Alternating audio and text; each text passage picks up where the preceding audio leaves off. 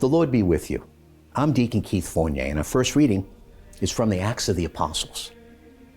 The crowd joined in and showed its hostility to them, so the magistrates had them stripped and ordered them to be flogged. They were given many lashes and then thrown into prison, and the jailer was told to keep a close watch on them. So, following such instructions, he threw them into the inner prison and fastened their feet in the stocks. In the middle of the night, Paul and Silas were praying and singing God's praises, while the other prisoners listened. Suddenly there was an earthquake that shook the prison to its foundations. All the doors flew open, and the chains fell from all the prisoners. When the jailer woke and saw the doors wide open, he drew his sword and was about to commit suicide, presuming that the prisoners had escaped. But Paul shouted at the top of his voice, "Do yourself no harm, we are all here." He called for lights, then rushed in, threw himself trembling at the feet of Paul and Silas, and escorted them out, saying, "Sirs, what must I do to be saved?" They told him, "Become a believer in the Lord Jesus, and you will be saved, and your household too." Then they preached the word of the Lord to him and to all his household.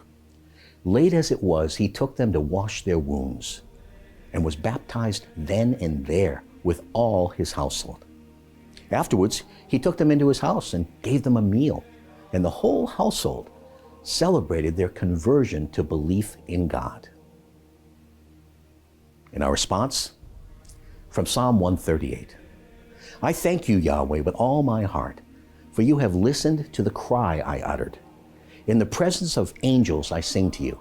I bow down before your holy temple. I praise your name for your faithful love and your constancy. Your promises surpass even your fame. You heard me on the day when I called, and you gave new strength to my heart. Though I live surrounded by trouble, you give me life to my enemies' fury. You stretch out your right hand and save me. Yahweh will do all things for me. Yahweh, your faithful love endures forever. Do not abandon what you have made. A reading from the Holy Gospel according to St. John. Jesus said, "But now I am going to the one who sent me. Not one of you asked, 'Where are you going?' Yet you are sad at heart because I have told you this. Still, I am telling you the truth. It is for your own good that I am going, because unless I go, the Paraclete will not come to you. But if I go, I will send him to you. And when he comes, he will show the world how wrong it was about sin, and about who was in the right, and about judgment. About sin in that they refused to believe in me. About who was in the right, in that I am going to the Father and you will see me no more.